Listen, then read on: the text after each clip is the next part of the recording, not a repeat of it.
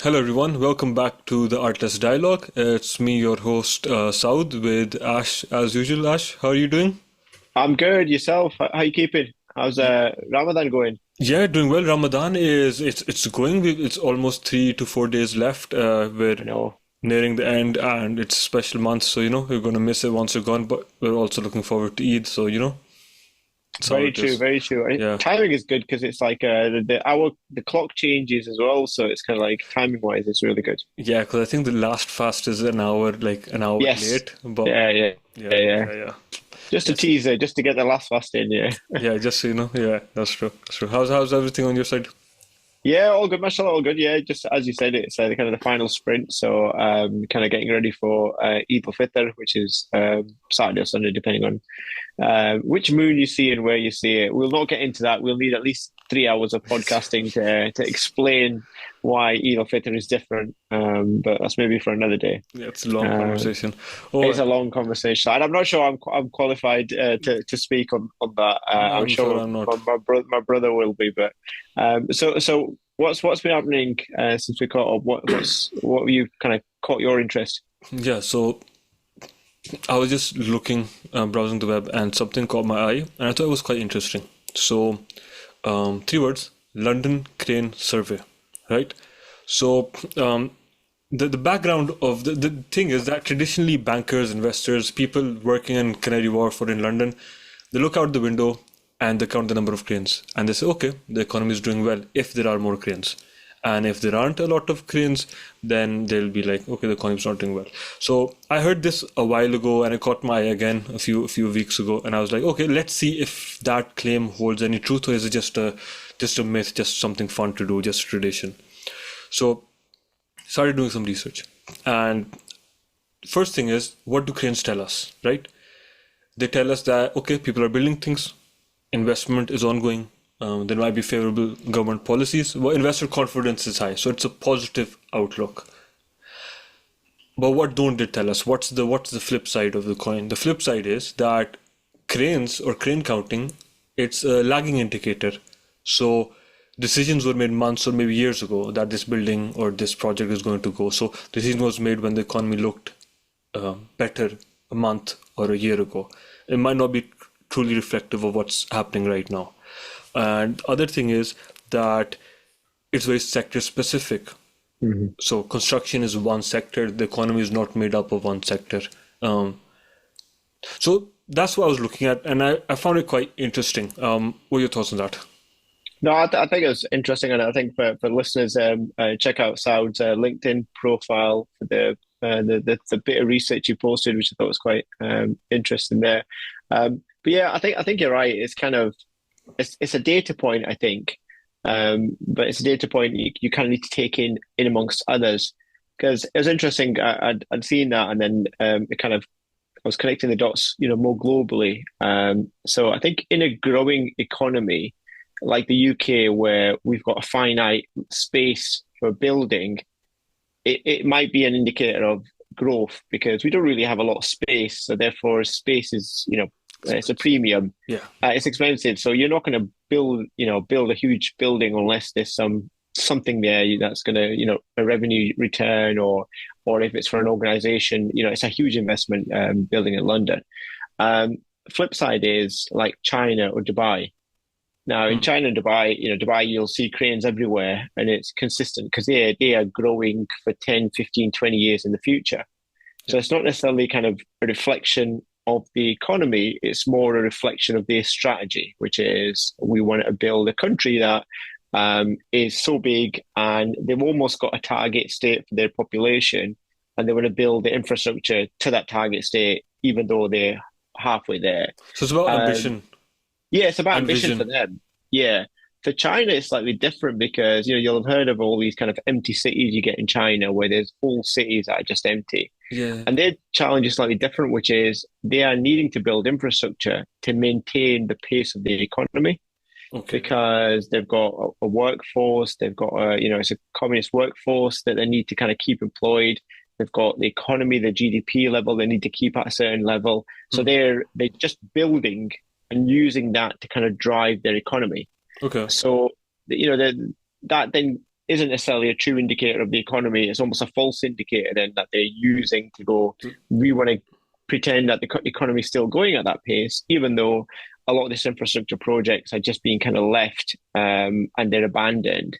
But it's okay for a country that's very cash rich, and you've got a huge labor pool as well. Yeah. So I think you're right. I think it's a data point, but I think when you think about the environmental elements around it, that data point tells you different things. Hmm. Whereas, as you say, in London, it might genuinely be an indicator that London's doing well because people are still wanting to move there, property still growing. So therefore, it's a positive indicator of the city and the country, therefore, but not necessarily, the same anywhere else in the world. No, that's true. That's true. I guess it depends on geographies, economies, vision, and the type of resources you have at hand.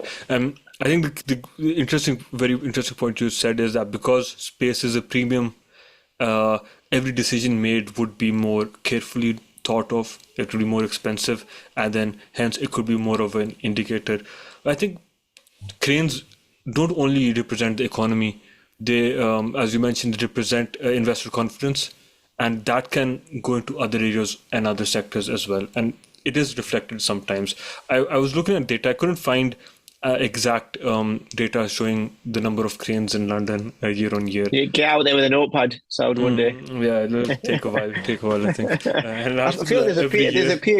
there's a PhD sort of research paper for someone, isn't there? Which is Good idea. correlation between cranes and economy and Yeah, yeah. yeah, So yeah, yeah, what I did find though, I did find UK's construction output across the yeah, UK. So I compared that with the GDP, and it seemed pretty in line. So like yeah, it was almost like to the point every time the economy dropped or construction dropped, the other dropped as well. And every yeah, time it rose, the most recent drop I saw was in COVID, and that makes yeah, sense. The economy did go down, and so did construction yeah. because projects are halted because of staying at home and lockdowns and stuff. So Yeah. it was interesting to see the relationship between construction and the economy. I think, as you mentioned, that's just one indicator out of Yeah. potential many. Um, Yeah.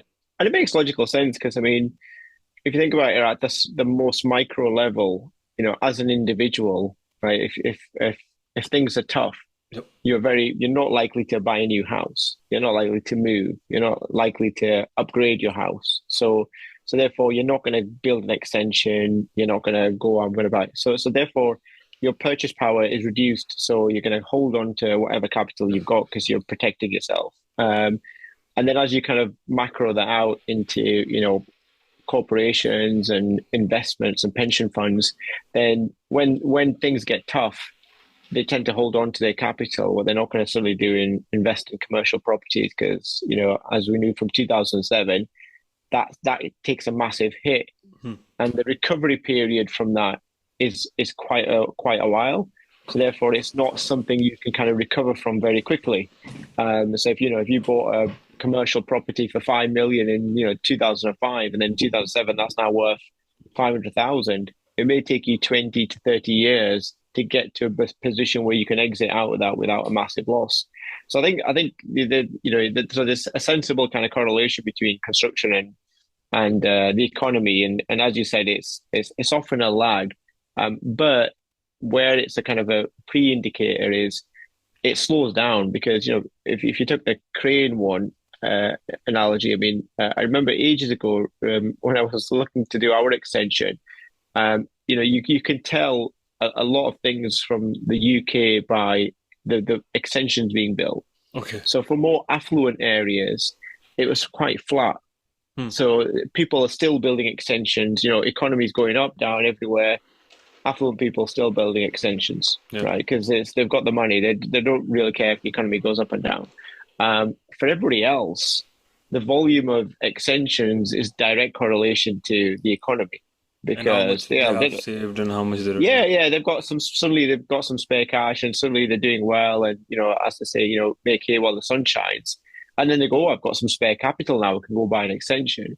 But it's quite an interesting data point that tells you one where the pockets of affluent areas are, And it's not just postcode, because obviously postcode gives an indicator of the house value, but it doesn't necessarily mean the person who lives there is affluent. They've just Yeah. maybe inherited a house. Yep. But extensions is a cost you're making, which is quite a material cost while you're in the house.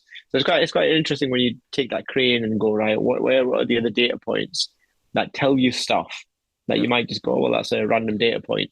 Yeah, no, just using your like what you just said. I also thought that if you apply that to big corporations as well, cranes as well, Yeah, it reflects what businesses think as well.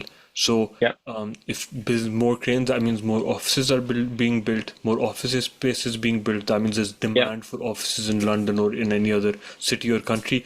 That means yeah, businesses are expanding, they're growing, yeah, they're hiring more people, they're yeah, putting out more products, and that's because people are willing to spend. So it's all linked in a way, similar to just how you said, if yeah, people have more money, economy is doing good, they've got more things, they're building extensions, and yeah, then yeah, yeah, buying more products, which make companies expand, and they build big buildings and then cranes. So yeah, it's yeah. all linked.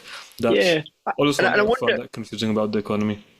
yeah, well, I think that's why, economics is quite interesting, especially when you do behavioral economics, because it's so like, sentiment. You talked about investor, and investors all about sentiment. So if you're an investor and you fly into London Yep. and there's no new building going on, there's ooh, like what's going on here? Is it becoming stale? Versus Hmm. you come in and there's like industry and there's buildings everywhere, and you're like, wow, this is a happening place. So Yeah. in investor sentiment is such a big thing, and your emotion drives a lot of it, and our perception of it's a growing country, city, all the rest of it, then drives additional investment because you feel you want to join that bandwagon as opposed to it's like a ghost town and there's nothing new happening. Yep. Then you're kind of like, well, this is now gonna, deteriorate. Same as it was 10 years ago. Yeah, yeah, Yeah. yeah. So it doesn't feel like it's a growth, place where you're gonna grow. Yeah. Um, Uh, Completely makes sense. And this topic got me thinking, and I realized that since data has become, I don't know, mainstream or accessible, I'd say yeah, in the 2010s maybe, um, the data points that we've been using have become a lot more alternate. It's yeah, not traditional GDP. It's hedge funds using satellite images to look at how many parking spaces there are at Tesco's or Walmart to yeah, figure yeah, out yeah, how much sales is going on. It's people counting cranes. It's yeah, yeah, yeah, there's so many alternate things that we can look out now to understand the economy and how the world works. Quite yeah, interesting. I think we should some point do an episode on alternate data points or something like that. I think it'll be quite yeah, interesting. yeah. Or kind of almost going pick a conclusion, and then you have to find random data points to prove that conclusion. And maybe we put that challenge out to our listeners as well, and go right, pick some data points to now prove this. Because even in this one, the other kind of data point to throw in the mix is obviously home working. Yeah. So, Yes. corporations might be building less, and there might be fewer cranes, but not because the Economy's business doing. isn't growing. Yeah, because actually more people are building extensions because they're Hmm. building an office at home. Yep. So, so then that correlation of cranes disappears into extensions. So yeah, it's always interesting. Yes. Yes. Well, I think that's a good conversation, Yeah. and see you in the next episode. Hope everyone enjoyed it. See, yeah, enjoy and take care. And just before we go, actually, it was just on the last episode or one of the last episodes we did on generalists versus specialists. There's some good discussion on our LinkedIn post. So if you haven't seen it, give that a listen and then join the discussion. Be interesting to hear your views as our listeners. Perfect. See you next week then. Thank Take you. care. See you later. Bye bye.